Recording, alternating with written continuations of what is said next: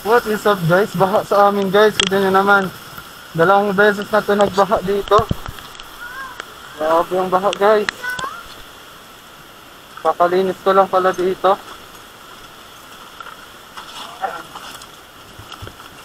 Dadaan kasi ang tubig dito kaya tatakpan natin guys.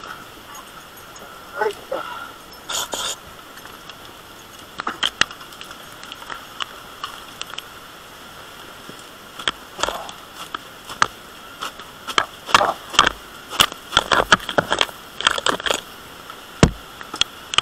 Okay na guys. So, kakalinis ko lang pala dito. Putik to dito kanina pati dito. Dito na, madami na mga motor dito sa labas guys kasi mabaha talaga. So mag-i-explore muna tayo doon guys sa kawashing light ko guys. So, tignan natin kung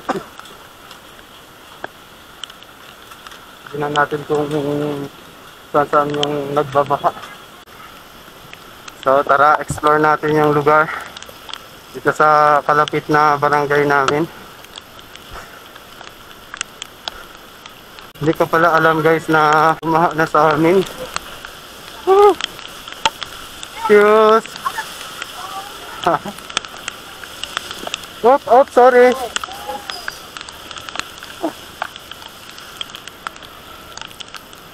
So explore natin dito.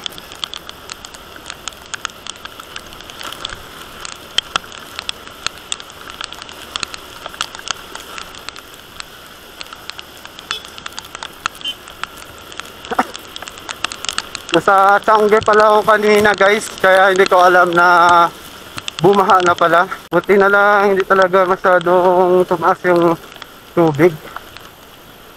Pero umapaw sa river. So tingnan natin dito mga bahain na lugar.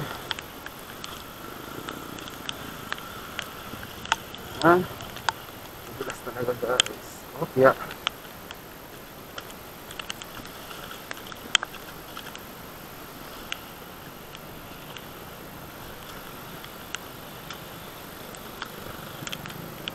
Oh.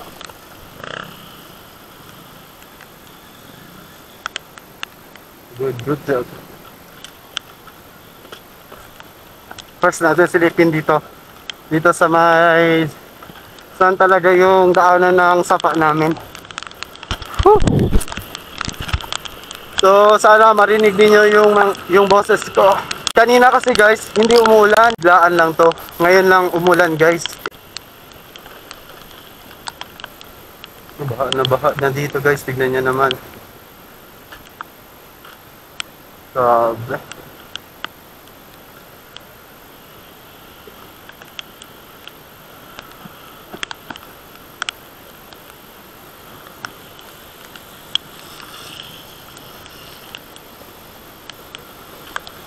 Wasak talaga yung riprap dito guys, tignan nyo naman.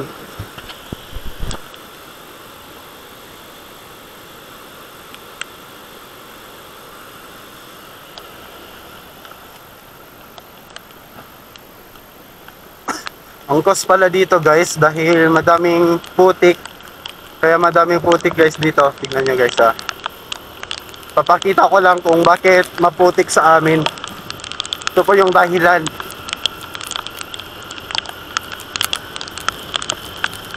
Wait lang guys, standby lang kayo dyan.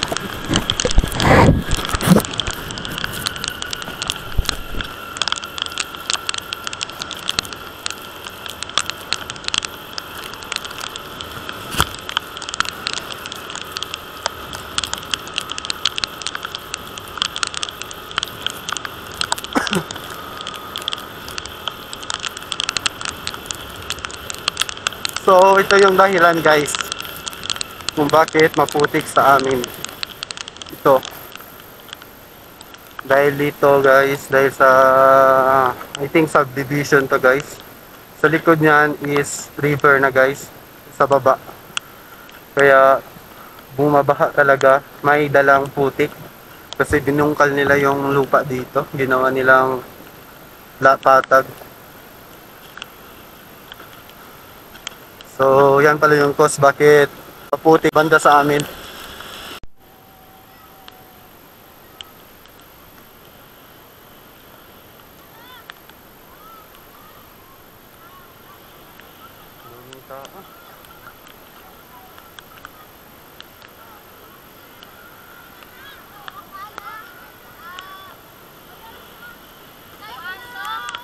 Hello.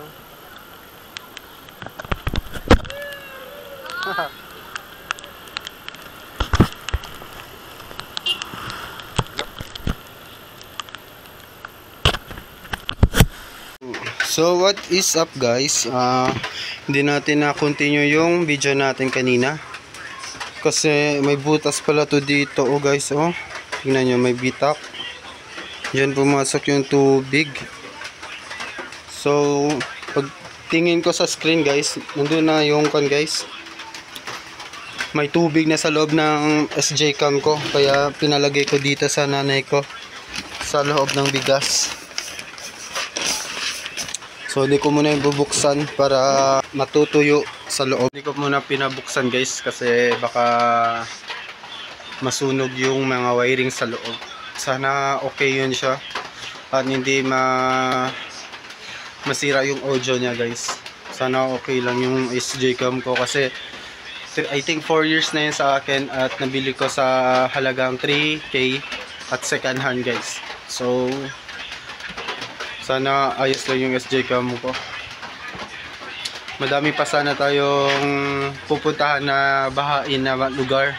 So hindi ko na continue kasi nag-block na yung screen natin. So epic talaga. So hanggang dito na lang guys. Yun naman yung baha dito guys. Kanina is umapaw na dito. Dumaan sa mga tubo namin. Pati tubo ng drainage namin, pumasok papunta sa CR. Binungkal nila yung lupa, yung isang bundok, pinatag nila, kaya ito yung na-provision nila dito sa baba sa amin.